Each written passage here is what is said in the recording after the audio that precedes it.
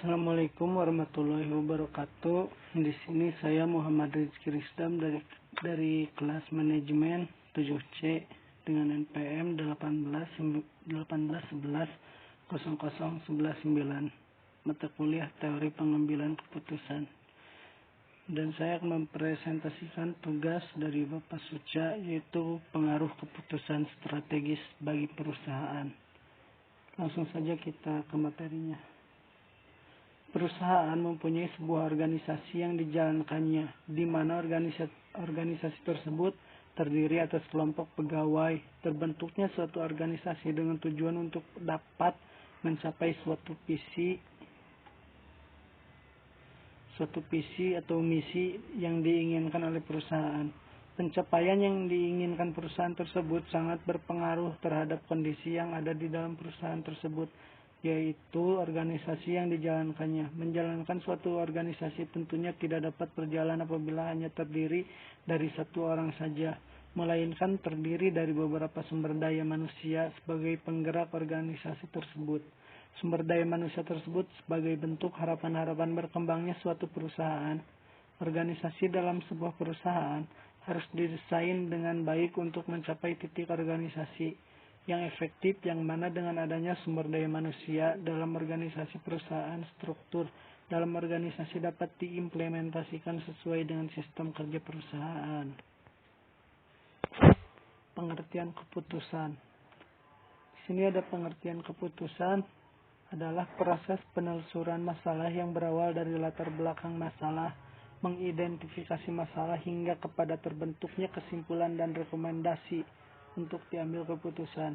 Rekomendasi itulah yang selanjutnya yang dipakai dan digunakan sebagai pedoman basis dalam pengambilan keputusan. Oleh karena itu, begitu besarnya pengaruh yang akan terjadi jika seandainya rekomendasi yang dihasilkan tersebut dapat kekeliruan atau adanya kesalahan-kesalahan yang tersembunyi karena faktor ketidakhati-hatian dalam melakukan pengkajian masalah. Pengertian strategis.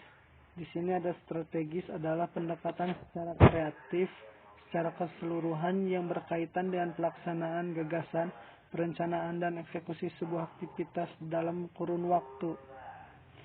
Keputusan strategis. Untuk keputusan strategis di sini bisa menjawab tantangan dan perubahan lingkungan dan biasanya bersifat jangka panjang. Keputusan ini diambil oleh manajemen atas keputusan strategis, mengandung karakteristik untuk yang membedakan keputusan strategis dengan keputusan-keputusan yang lain. Tujuan keseluruhan dari pengambilan keputusan strategis adalah untuk memilih strategi alternatif sehingga keunggulan kompetitif jangka panjang dapat tercapai. Salah satu alasan yang paling mendasar perusahaan membutuhkan pembuatan keputusan strategis adalah ingin menempatkan posisi perusahaan sebagai perusahaan yang memiliki nilai kompetensi di pasar. Tanpa ada keputusan yang bernilai strategis, maka kemampuan perusahaan untuk berkompetensi di pasar akan sulit untuk bisa dilakukan. Alasan yang paling mendasar dalam pembuatan keputusan strategis adalah ingin menempatkan posisi perusahaan sebagai perusahaan yang memiliki nilai kompetensi di pasar. Tahapan untuk mengambil keputusan yaitu ada 3 langkah. Yang pertama, perumusan strategi. Yang kedua, perencanaan tindakan. Dan yang ketiga, mengimplementasikan. Kesimpulannya di sini, organisasi dalam sebuah perusahaan harus didesain dengan baik untuk mencapai titik sebuah organisasi yang efektif, yang mana dengan adanya sumber daya manusia dalam organisasi perusahaan, struktur dalam organisasi dapat diimplementasikan sesuai dengan sistem kerja perusahaan.